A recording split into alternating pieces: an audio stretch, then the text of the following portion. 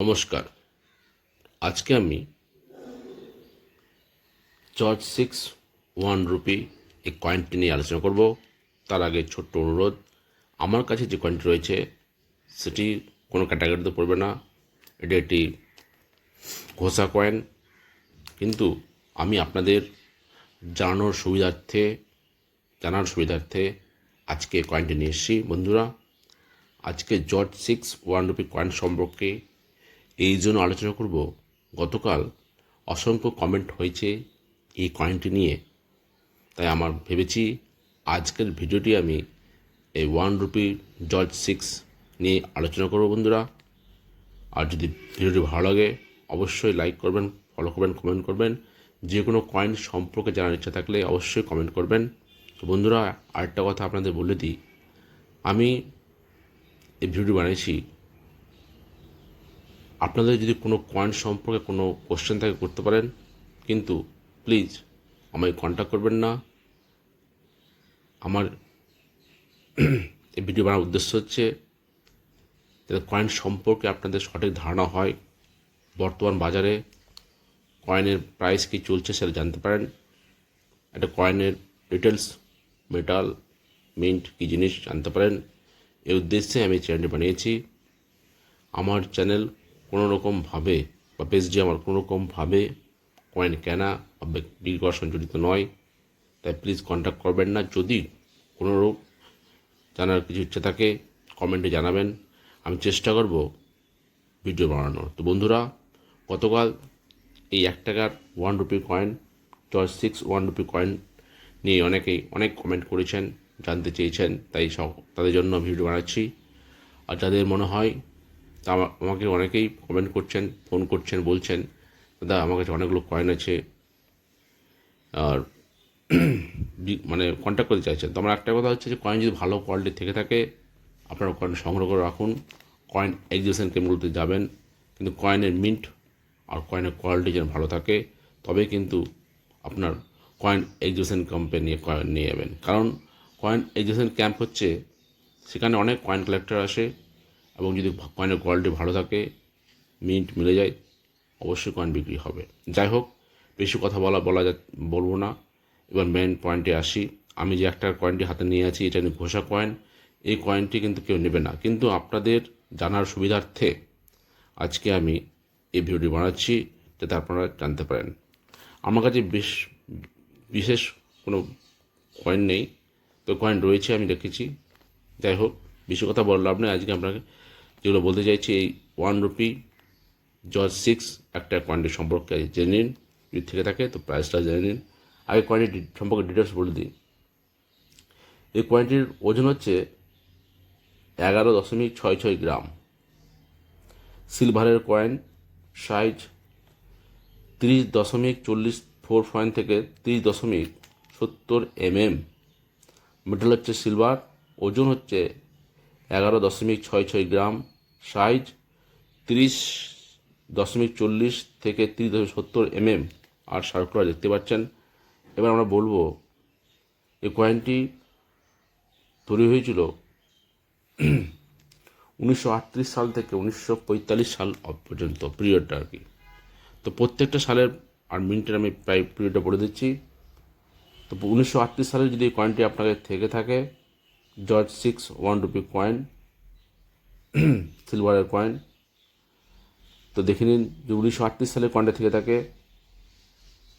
1938 সালে বম্বে মিন্ট তৈরি হয়েছিল, দুটি মিন্টে, একটা হচ্ছে 1938 সালে একটা উইদাউট মিন্টে তৈরি হয়েছিল, একটা মিন্টে তৈরি হয়েছিল বম্বে। 1938 সালে শুধুমাত্র বম্বে মিন্টে তৈরি হয়েছিল। বম্বে মিন্টের কয়েনটি থেকে থাকে আপনার কাছে, যে মিন্টে থেকে থাকুক, যদি কয়েনের কোয়ালিটি ভালো থাকে তো আপনি 4,000 থেকে 10,000 টাকা অবধি পেতে পারেন। 1938 সালের যদি কোনো কয়েন আপনার কাছে জর্জ ভালো কোয়ালিটির কয়েন থেকে থাকে, 4,000 থেকে 10,000 টাকা পেতে পারেন। ফাইনে 4,000, ভেরি ফাইনে 5,000, এক্সট্রা ফাইনে 6,000, আর ইউএনসি 10,000 টাকা অবধি পেতে পারেন। 1939 সালের যদি এই কয়েনটি আপনার কাছে থেকে থাকে, তাহলে 1939 সালের কয়েনটি খুবই ভ্যালুবল।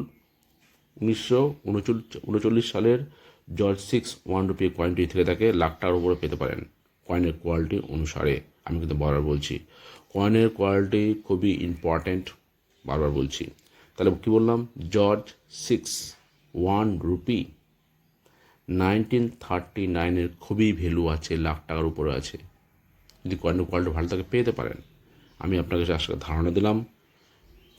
কয়েনের বুকে লেখা আছে লাখ টাকার উপর প্রাইস।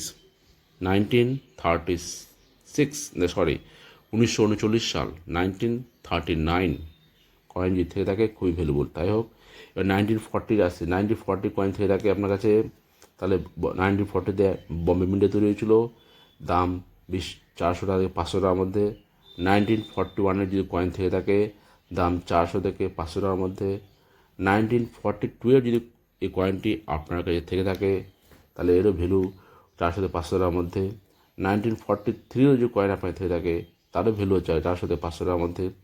1944-এ কয়েনটি দুটি মিন্টে তৈরি হয়েছিল, একটা বম্বে মিন্ট, একটা লাহোর মিন্ট। 1944 কয়েন থেকে থাকলেও তার ভ্যালু 400 থেকে 500 টাকার মধ্যে। আর যদি 1945-এর এই কয়েনটি আপনার কাছে থেকে থাকে, তবে তার ভ্যালু 1945-এও কয়েনটি দুটি মিন্টে তৈরি হয়েছিল, একটা বম্বে মিন্ট, একটি লাহোর মিন্ট। যদি আপনার কাছে 1945-এর এই কয়েনটি থেকে থাকে, তাহলে প্রাইস 400 থেকে 500 টাকার মধ্যে সেল বম্বে মিন্ট থাক আর লাহোর মিন্টে থাক। বন্ধুরা, আজকে গতকাল এই জর্জ 6 1 রুপি কয়েনটি নিয়ে অসংখ্য কমেন্ট হয়েছিল, তাই আমি ভিডিও বানালাম। আপনার সুবিধার্থে বলে দিচ্ছি, 1939 সালের জর্জ 6 1 রুপি কয়েনের কোয়ালিটি অনুসারে ভ্যালু রয়েছে, খুবই ভালো ভ্যালু আছে। কয়েনের বুকে লাখটার উপরে আছে। যদি ভালো কয়েন থেকে থাকে যত্ন করে রাখুন। কয়েনের কোয়ালিটি কিন্তু মনে রাখবেন, কয়েনের কোয়ালিটি না থাকলে কোনো দাম নেই। আমার কাছে যে কয়েনটি রয়েছে ঘোষা কয়েন, কেউ কিনবে না।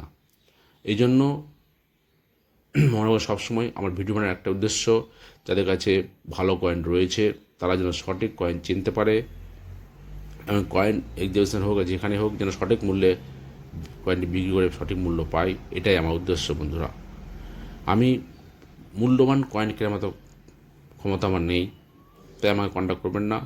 কোনো কয়েন সম্পর্কে জানার ইচ্ছা থাকলে অবশ্যই কমেন্ট করবেন, চেষ্টা করব ভিডিও বানানোর। বন্ধুরা, প্রতিদিন চেষ্টা করছি একটা ভিডিও বানানোর। যাই হোক, আজকে গতকাল জর্জ 6 1 রুপি কয়েনটির সম্পর্কে অনেক কমেন্ট হয়েছিল বলে আমি বললাম।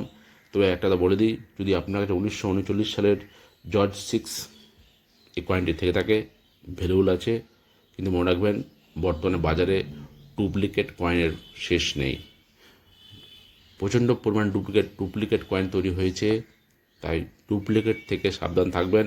আর সোশ্যাল মিডিয়ায় কোনো কন্ট্যাক্ট নাম্বারে কন্ট্যাক্ট করে যদি কেউ আপনার কাছে কয়েন রেজিস্ট্রেশন বলে কোনো ফি চাই, প্লিজ কন্ট্যাক্ট করবেন না, এতে ফ্রড হওয়ার চান্স অনেক বেশি। তাই আপনাকে একটা কথা বলবো, যদি ভালো কয়েন থাকে, ভালো কোয়ালিটির কয়েন থাকে, মিন্ট জানা থাকে, তাহলে যে কয়েন এক্সিবিশন ক্যাম্পে যান, তার সম্পর্কে জানুন, ভালোভাবে জানুন, তারপরে কয়েনটি বিক্রি করবেন। যাই হোক বন্ধুরা, আর বেশি সময় নেব না। আজকের আমার টপিক ছিল জর্জ 6 1 রুপি কয়েনটি। আমি এক লাইনে বলে দিচ্ছি, 11.66 গ্রাম ওজন, সাইজ হচ্ছে 30.40 থেকে 30.70 mm, এবং এর মেটাল হচ্ছে সিলভার। 1939 সালের কয়েনটি খুবই ভ্যালুবল, মনে রাখবেন জর্জ 6 1939 সালের কয়েনটি খুবই ভ্যালুবল। আজকের মতো এখানে বন্ধুরা, নমস্কার।